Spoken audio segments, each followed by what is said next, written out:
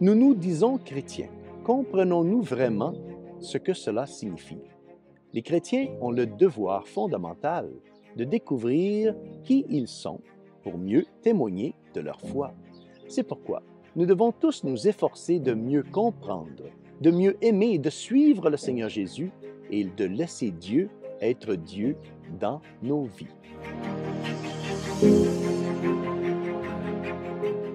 Au nom du Père, et du Fils, et du Saint-Esprit. Amen. Chers frères et sœurs, Salve Maria, et bienvenue au commentaire de l'Évangile d'aujourd'hui.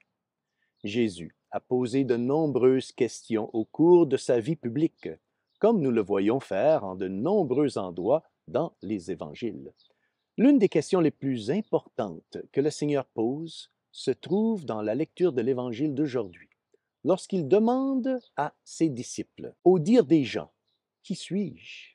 Au dire des gens, qui suis-je? Cette question, frères et sœurs, ne s'adresse pas seulement aux disciples et aux apôtres, mais aussi à chacun d'entre vous, à vous et à moi. Jésus nous demande aujourd'hui, il nous demande qui il est. Il ne s'agit pas d'une question qui cherche des informations ou des faits, mais c'est une question qui s'adresse à notre cœur. La réponse de Saint Pierre à cette question était correcte. Lorsque Saint Pierre dit « Tu es le Christ », comme nous le voyons dans l'Évangile d'aujourd'hui, Saint Pierre ne comprend peut-être pas très bien ce que signifie sa réponse. Je dis cela parce que, enfin, lisons un extrait de l'Évangile d'aujourd'hui, qui nous est présenté d'ailleurs par Saint Marc, chapitre 8, versets 27 à 33.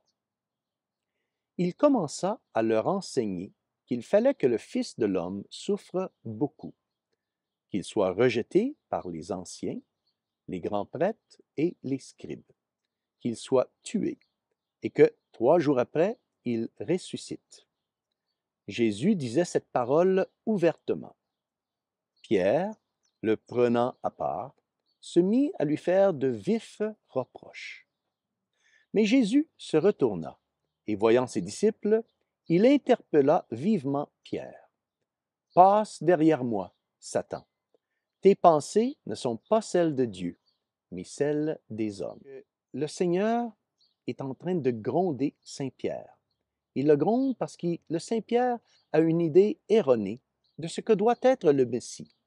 Saint Pierre ne comprend pas et n'accepte peut-être pas le Seigneur tel qu'il est. Il pense que le Seigneur est un libérateur humain qui leur apportera le pouvoir, le prestige et le succès politique sur les Romains, sans laisser de place à la souffrance et à la mort. Qu'est-ce que cela signifie pour nous aujourd'hui, frères et sœurs? Nous avons parfois, nous aussi, du mal à accepter le Seigneur tel qu'il est vraiment. Nous avons du mal à laisser Dieu être Dieu dans nos vies. Nous pouvons tous alors nous identifier avec Saint Pierre parce qu'il nous arrive à nous aussi, parfois, de fuir et de rejeter la perspective de quelqu'un qui est devenu pour nous, eh bien, un rappel que la vie est pleine de souffrances et aussi de la mort. Mais Jésus est un Messie. Il est un Messie souffrant. Pourquoi? Parce qu'il est un Messie aimant. Il a souffert pour nous afin de nous racheter de nos péchés et de nous donner un exemple de la manière dont nous devons agir les uns envers les autres. Le chemin du Seigneur n'est pas un chemin de gloire et de pouvoir mondain, mais c'est le chemin de la croix. Demandons donc à la Sainte Vierge Marie de nous aider à toujours nous rapprocher de Jésus avec foi et confiance, et que le Seigneur nous guérit de tous nos égoïsmes et de tous nos faiblesses. Et que Dieu Tout-Puissant vous bénisse, au nom du Père et du Fils et du Saint-Esprit. Amen. Salve Maria!